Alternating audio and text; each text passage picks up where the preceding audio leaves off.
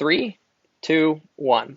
Hey everybody, Harry Welchel here. Today I have Khierstyn Ross from Khierstyn.com. We're going to be talking about how Khierstyn went from about a little less than 10,000 a month really in the midst of quarantine down at that time, recovering back up to 28,500 in about 60 days. All right, so Khierstyn, why don't I turn it over to you? Can you just introduce yourself and tell people a little bit more about you and what you do? Yeah. So, hey guys, anyone watching this? I'm like the queen of product launches. So I've been called. I help people launch products using Kickstarter and Indiegogo as a way to get pre-orders for new products that they then go and manufacture and deliver. So really, like, I'm a specialist in e-commerce, specifically crowdfunding. So yeah, I'm stoked to be here. Amazing. That's awesome. Okay, cool. So how long have Yeah. you been in the product launch, Indiegogo, Kickstarter, e-commerce space? Yeah, man, I've been in the space for about 5 years now. So yeah, pretty full time for about 5 years. Cool. And Yeah. how did you first get into it? So I first got into it through a failure, actually. I kind of joke around that crowdfunding found me because, like, my very first campaign at the time, I was still trying to find my way as a consultant. I was paranoid of niching down because I really was convinced that if I specialized, I would be saying no to all this business, when in reality, me not being able to say no and keeping that open mind and not specializing was the thing that was stopping me from growing.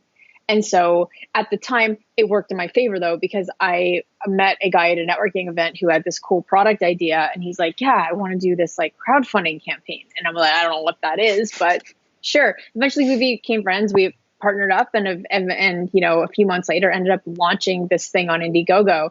We made every mistake in the book. But after that happened, that first launch was an epic failure. Like, through crowdfunding launches, you need to set a specific goal. And if you don't hit that funding goal, then no money changes hands. So you don't get the money. And for us, we set a goal of 50,000 and ended up raising only 17,000. And so, of course, we couldn't do anything with the money at that point, and it was a epic public humiliation. So we thought at first, man, no one wants this product.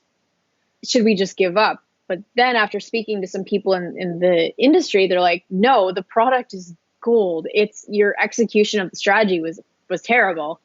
And we're like, okay, maybe there's something to this. So if we are going to relaunch, what has to happen for this to be a success? So we actually took it seriously, changed a lot, and ended up relaunching 3 months later. And that product went from a $17,000 failure to one that did $600,000 in pre-orders with Wow. close to 5,000 customers. And what was the product? Like, it no longer exists because it ended up being like a huge scam, unfortunately. Oh. But it's a vest that helps you lose weight through cold temperatures. Okay, interesting. Yeah. Like, so the science was there, but like, this is the classic case of a crowdfunding campaign gone bad, because 5 years ago, it was okay to raise money for an idea. And at the time, we were still waiting for the green light from the engineering firm that this kind of technology was in fact possible. So we're like, all right, because we need to go for investment, we're just going to do this big crowdfunding campaign. And it took off, and it ended up that the tech behind the product wasn't actually possible. So the final product was like delivered nothing as what was promised. And so this is not my product. I was purely the marketing person, and I no longer speak to the founder. But there's so much to be learned from that first like horror story.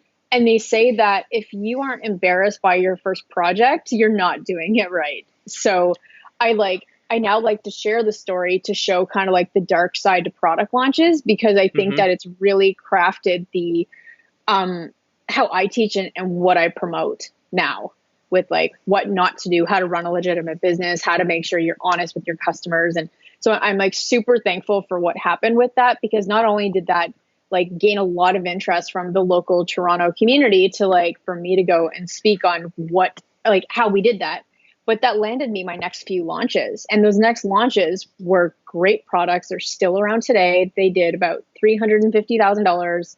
And my next like 5 or 6 launches did nothing less than 6 figures. And so that it was really the time that, and a good friend telling me, like, you have to niche down, you have to get specific. Everything has to be about Kickstarter. That's when things just really started to take off for me with that. So interesting. Yeah. So it's like, I mean, Yeah. it's probably better to have that experience earlier in your career, learn from it, and then like you said, apply the positive sides, because it sounded like you learned a ton. Oh my gosh. And you can so now much. bring all that to your clients, if that makes sense. Yeah. Yeah. And it's funny because, like, you and I, when we first started recording this, I was like, man, I feel embarrassed about my revenue, because you hear the story and how I've raised millions with our clients, but how are we only doing 10K a month? So I do want to preface that launches are a little different to e-commerce, because right around the time that Corona hit, like nearly 75% of our clients were like, whoa, put on the brakes. Like, we can't invest the money in a product launch just yet until we know that things are like okay with the market. They probably can't do any like product development, manufacturing, shipping. Everything was just like, no one knew what was going on. Yeah. And we did have some of our clients in industries that were like, booming, like masks or baby products. Like they stuck with us, which is great. But I think one thing when you coming into the equation was really great, because quarantine, I think a lot of people can resonate with this, really forces you to look at the ugly of your business and what you really want to be doing and how you really want to be doing it. And so coming in with you, it's been kind of a messy trajectory, because it's been a lot of figuring out like what the product is, what the offer is. But I know that me starting to work with the sales coach forced me to look at that side of the business. And that's the big reason why we were able to literally do a 360 in the business in such a short period of time and rebound with it. Right. Yes. And I want to dig into that more, but let me just ask you one other question before we get into that. Like, what do you think makes you guys unique in terms of the product launch space? Yeah. So what makes us unique it's me, first off. Like, I'm designing a personal brand around this, which can mean whatever it means. But the reason why people choose to work with us on the agency side is because we're not some $20 million a year agency where people literally feel like they're put into a cookie cutter solution. We are bespoke. We work really closely with our clients. I don't take on more that I can personally oversee, because that's what gets us the results we get, is like my personal investment into agency side. So there's that, because I know I don't want to grow a massive agency and be totally disconnected from launches. But the other side of what makes us unique is the product launchpad offer that we have. Right now in our industry, there's only either you could choose from Udemy courses that are $200, which are completely out of date with no mentorship, no coaching, or you can pay agency sides like 20 grand plus to run your launch. And there's no middle ground. The middle ground of, okay, well, what if you can get that mentorship and that program that doesn't break the bank? And it caters to people that are majority of the Kickstarter population, which is they want to do less than a 6-figure launch. Can you provide something that isn't going to break the bank, but still gets the job done, gets them the recipe, gets them the mentorship? And I think that it's the offer that we have that we're working on how to really like scale that up. But it's that offer that makes us completely unique to the marketplace. I get it. That makes a ton of sense. It's like I bet there's a fair number of folks who, maybe they've had a launch or two under their belt, but it's still, like you said, it's like they want to make 6 figures, less than 6 figures on that first launch to validate things with Kickstarter. So their needs are going to be unique, and it's like they probably can't hire like a big agency, but they also want more help than just like a couple of slides on Udemy that probably aren't even that good or accurate or anything like that. Yeah. Like I've never actually bought a Udemy course, but I can imagine what you get for $200. Like it's out of date. You pay for what you get, right? No mentorship. Yeah, exactly. And like I'm a huge believer in hiring coaches. Like, you pay for experience that will help fast track your results, assuming you actually apply it and take action, right? Like that's the caveat. It's not like, oh, hire Harry and everything's going to take off. Yeah, but you got to put in the work. But for the people that put in the work, have access to the feedback, have access to the community and the mentorship, like there's nothing like it. And I find that that's really, I don't know. I just feel like the market that I serve is being underserved because so many people focus on scaling your e-commerce business. But when it comes to how to build that initial audience, like that's a very, very underserved demographic. Yeah. And unfortunately, you need the audience. You need to be able to sell something before you build it. Otherwise, you're in for a lot of hurt. Yeah. So No, that makes sense. So let's go back to maybe like the weeks before we were working together. Like, what were you doing? What was on your mind, those weeks before we were working together? Denial of quarantine, number one. Number two, I was like, consistency has been my biggest weakness in my business because everyone says you need to do outreach, but no one tells you how shitty it is. But it's not that it's shitty, it's that you don't have the right system to do it. But not only that, your follow through is terrible. Like, so I'm not saying me, like I was super inconsistent with outreach and the direct marketing activities that I needed to be doing to consistently have deal flow coming in, right? It was constantly a feast and famine mode of like, I'd spend 2 months going hard on marketing and then 6 weeks kind of buried with client work that I would stop that. And so I think that I was kind of all over the place figuring out what the offer is, why it would sell, how we should market, and why does it work. And I was very like reactive with stuff. Is this making sense? Mm-hmm. Yeah. Right. Was there like a particular job you were trying to tackle that like made you like start looking around for something? Or was it the lead gen piece? Was it something else? It's a bit of both. Like, I think in the back of my mind, I always knew that I just felt like there's a disconnect between how are we so good at what we do and get really awesome results, and I'm an influencer in the space. Why is it so hard to sell? Right. And it's not like, I just felt like it should be a lot easier. It should be a lot easier to market. And maybe that was like a flawed expectation setting on my end, but I knew when you and I connected, in the back of my mind, I was like, man, if someone could just like dive into my sales process and help me make sense of this.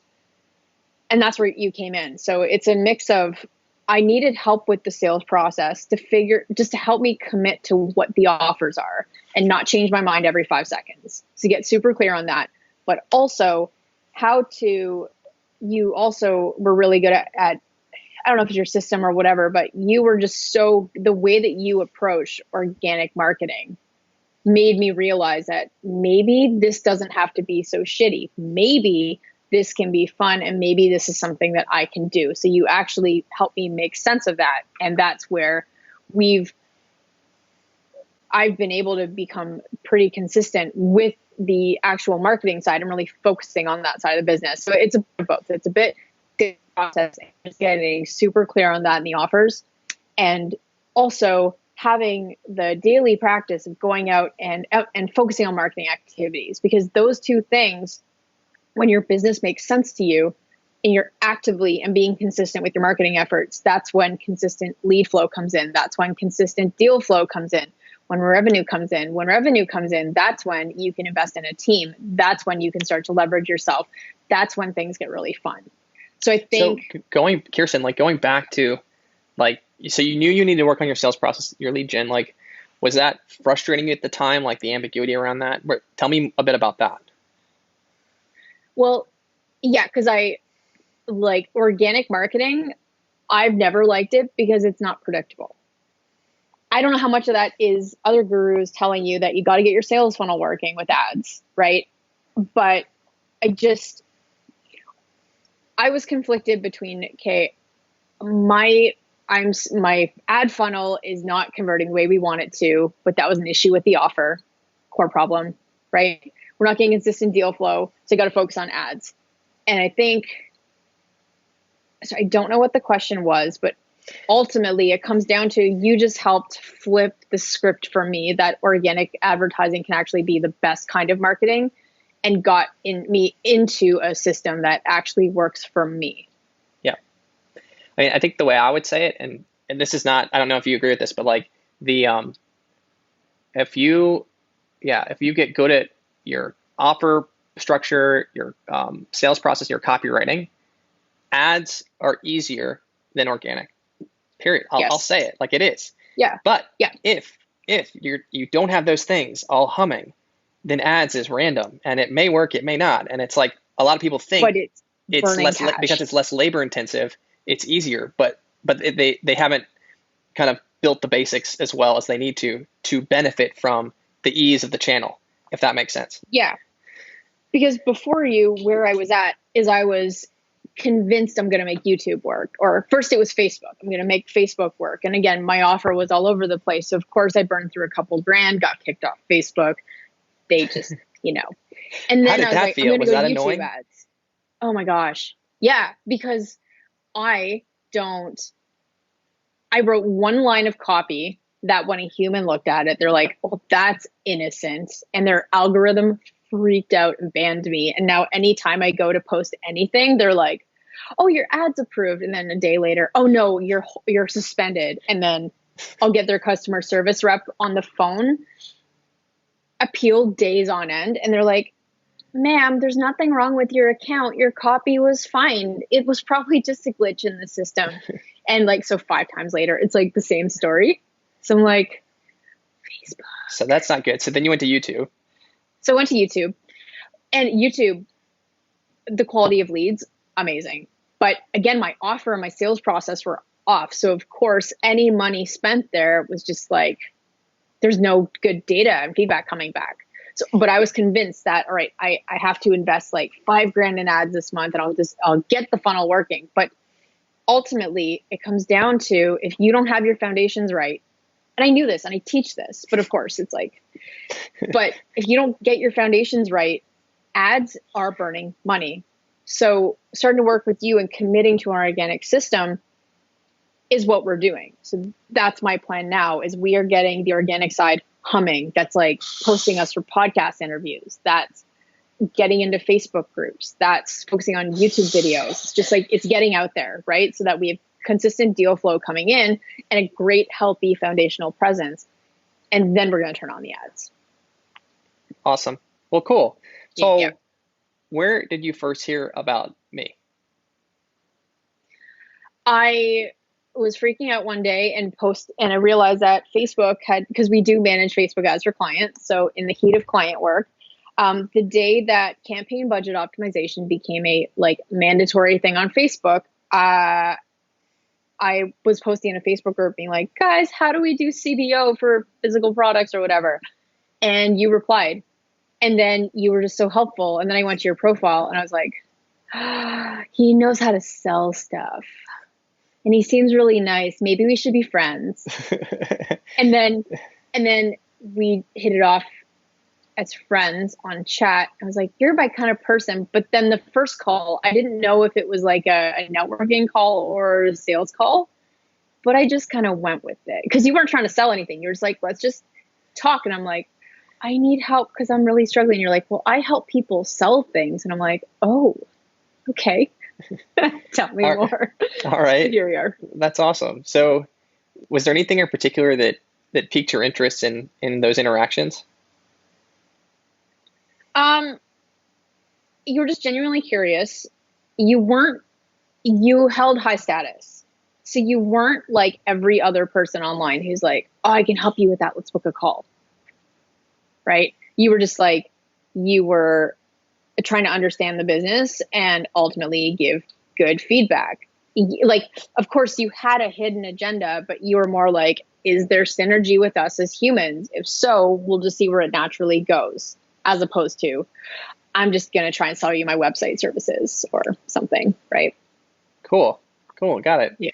I appreciate that. Yeah. So when we started working together, like, maybe can you speak to like 1, 2, maybe 3 things, like 2 or 3 things at a high level that you felt were like really impactful in you getting those results you've gotten in the last 60 days?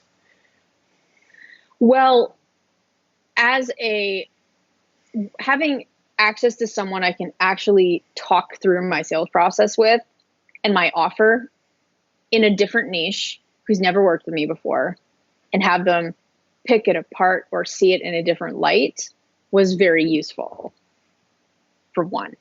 because I realized quickly how muddled my messaging was and how I had no proven sales process. Like, I was working off an old script that did not feel right to me. It was just like I was replicating someone else's script and then just trying to customize it for me. And so I just felt like working with you and being able to talk through that with you gave me confidence in not only the sales structure, but also the offer structure, and being able to present it in a way to people that is actually sits right with me a lot, because in what I do, there's a lot of expectations management with people. I can't just be like, yeah, work with me and we're going to make you so much money. Like, there's a heavy upfront investment of time and resources. And so people have to be taken through a specific sequence to do that. So it's, I think, the confidence and the clarity I got by just being able to bounce it off someone. Secondly, you made the organic side of things of like doing outreach in Facebook groups be value focused and feel good as opposed to spammy. So that was a big thing. And also just having access to the group and having money go out the door to pay a consultant like you to help me focus on the sales process. It's like hiring a personal trainer. You ignore it until you're forced to go to the gym, right? And so I think just having access to the group and the accountability and the system all around forced me to focus on the things I needed to focus on. It's been really cool to see you did that accountability initiative, like around organic in the group. Yeah. Can you speak to that just briefly? I needed to do that, so I would actually do it. And it seems like people are liking it. Yeah, well, I look bad if I don't follow through, and I haven't posted in a few days, but I'm doing the accountability thing. I'm doing it. But I just, if I commit to something and don't follow through, it makes me look bad. So because of that psychology, I'm like, right, what do I really not want to do? I really don't want to do 30 days of outreach, so let's go do it. So, but I think and with the outreach, like, so you've been seeing. I remember, like, we started in it, we worked on it, we workshopped stuff you were doing, and you've seen an improvement. You're seeing, generating leads and things from it. Yeah, I am. Like, because I've like tangibly booked about $7,000 from the 3 hours of outreach I've done in the last 2 weeks, which is massive. But I feel like it's easy-ish for me, but I just start chatting people up in Kickstarter specific Facebook groups, and they go to my YouTube channel. They're like, oh, she's legit. Okay. So I feel that I don't have to reach out to people in the group. I don't need to friend people. I probably should be, but people are coming to me a lot more frequently because they're like, hey, you said something really smart there. Like, I think you know what you're doing. So definitely generating. And even if nothing of outreach that day, like, you're legitimately helping people make people's lives better and their businesses better. So I think even just from a karma standpoint, like, that's good time spent in these groups. Have you seen anybody yet, like, where you maybe helped them weeks ago when they reach out to you weeks later? Has that happened yet to you in some of these groups? Oh yeah. Maybe not even the groups, but people. I'm sure that happens for sure. I'm going to say yes, it has. Because I will talk to some people and they're like, hey, I saw your post, they have an upcoming product. And then we get on a QC, a quick chat, and they're like, it's idea phase. I won't have a prototype for 2 months. And I'm like, oh, okay, we're a little too early. Come back to me. And they do, usually. So, Nice. Yeah. So are there any, like, tangible, maybe like a win or two that you can share in the last 60 days? Yeah. Any interesting like sales wins or calls that ended up landing that you didn't think you would, or just any interesting kind of anecdotes from the last few months? Yeah. The first thing I started working with you, there was like an emphasis on, okay, how can we charge more? Okay. So I doubled my agency prices, and literally within a week of doing that, I booked 3 agency clients at that price for 90-day sprints. So like out of that, I booked about $70,000 worth of projects from going up and saying, no, this is our new base has doubled now, and this is what we can do. Because I realize you can sell more value when your prices are higher because you can do more with what's in that price, right? So that's been really, really good. And that happened like pretty much, within a week or two of just committing to those higher prices on the agency side.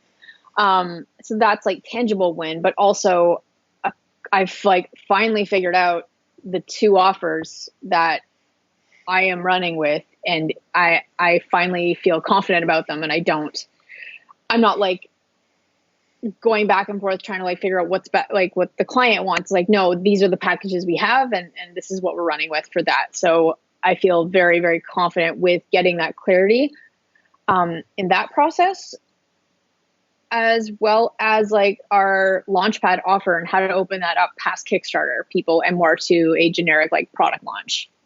Cool. Yeah. And like, So, I mean, more broadly, like how did it feel last month to do like a little under 30K? I'm sure that was nice. Pretty good.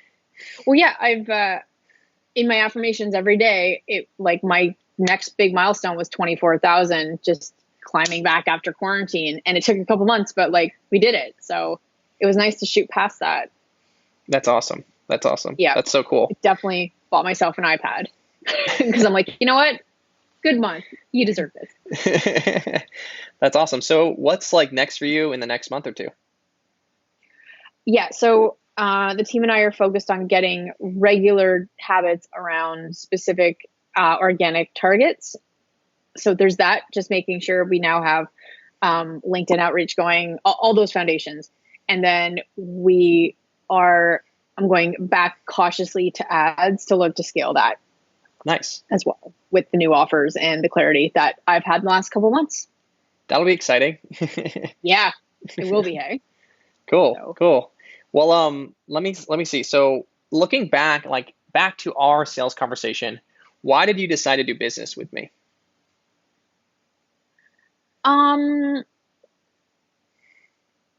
Because I knew this was an area of the business I was ignoring, and I knew it was an area I really needed help and accountability in.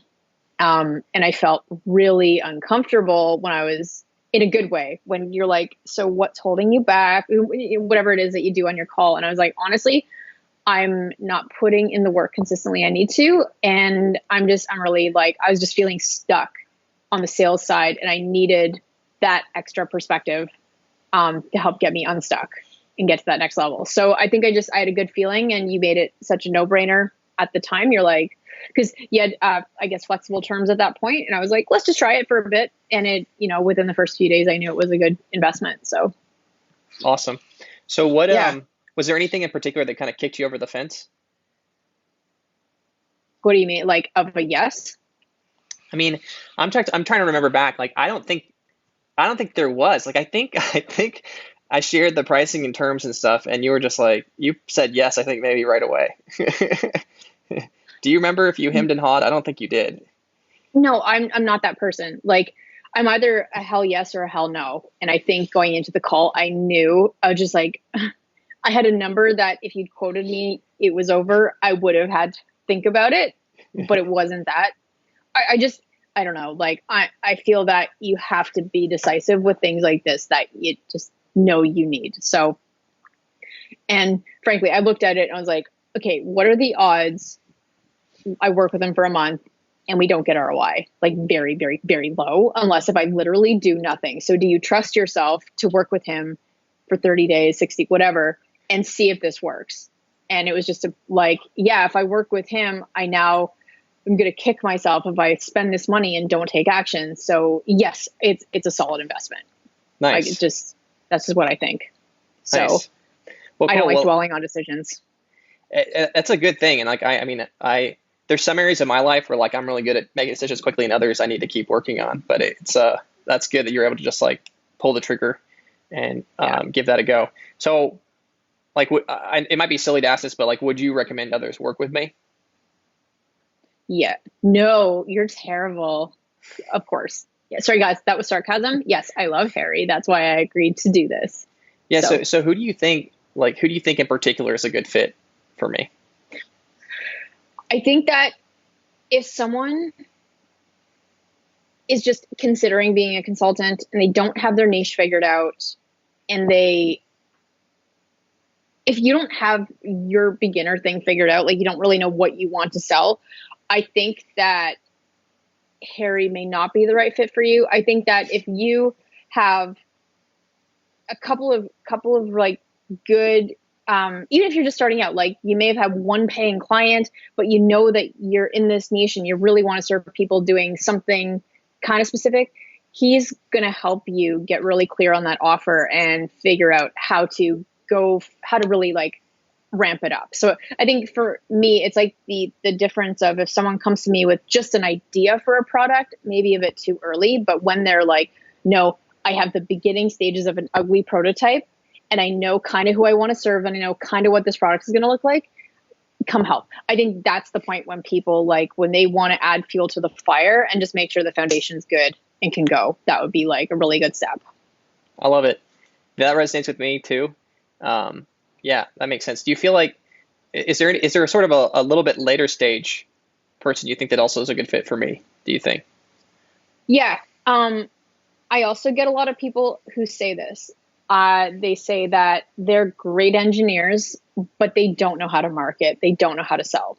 So if you're someone who has a great product of being a consultant and you get people great results, but your client base so far has only been word of mouth because you're terrified, or maybe you just don't know how to go out and like do other things, Harry would be a really great fit for you to be able to step into a marketing system that's going to help you get out of your comfort zone and teach you how to actually sell if that's not a strong point of yours. Yep. That makes sense too. Yeah. Cool. I like it. I dig it. So, why should someone listening take action right now? Because if you don't, when are you going to do it? Like, I have a philosophy where I was terrified of doing an Ironman triathlon, where if you just Google it, your eyes will glaze over. It's like a 17-hour triathlon that takes you over 140 miles. And I was terrified of doing it. And I knew that I had two ways to approach it. I either at the beginning of season just start running and say, okay, I'll see how I feel after a few months and then sign up for the race. Or I just say, screw it, I sign up and now there's no going back. Who do you think is going to finish that triathlon? The higher chance of success is going to be the person who just commits and buys the ticket before training even starts, right?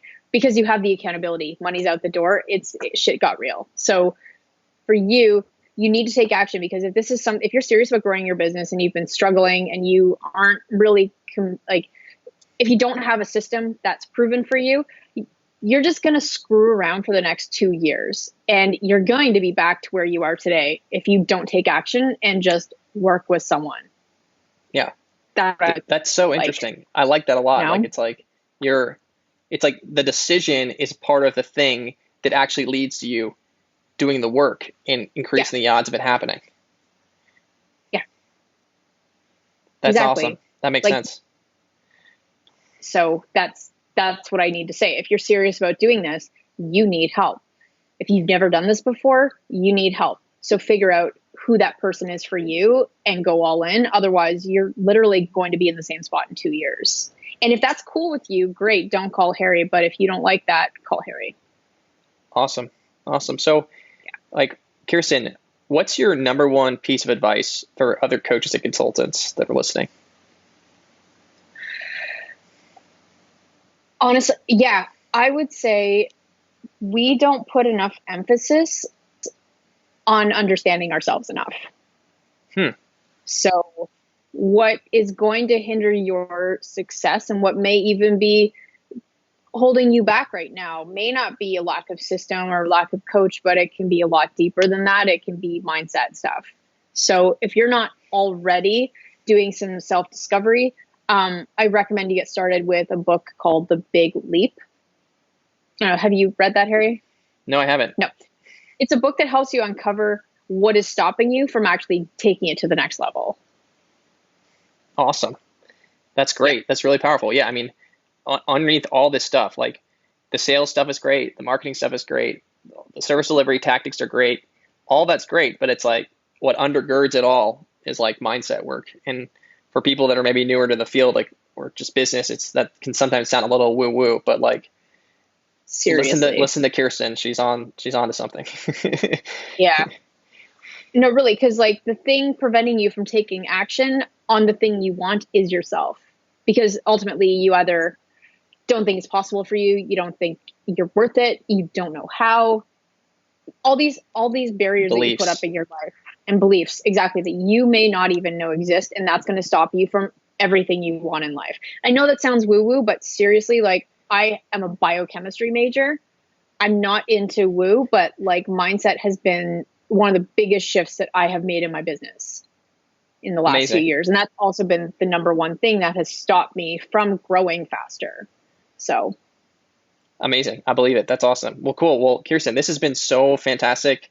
Really excited to see the success you've had so far. Looking forward to seeing what you do in the next couple of months and continuing to work with you. If people want to learn more about you and what you do, like where can they find out more about you online? yeah, I guess the best place would be go to my website, which is Khierstyn.com. That's right, single name brand. So it's Khierstyn.com. There you can find free resources, the Facebook group, our YouTube channel, and just all the things. So Amazing. That's awesome. yeah. Well, cool. Well, thank you again so much. I appreciate it. Yeah, thanks for your time. All right. Talk soon. Bye.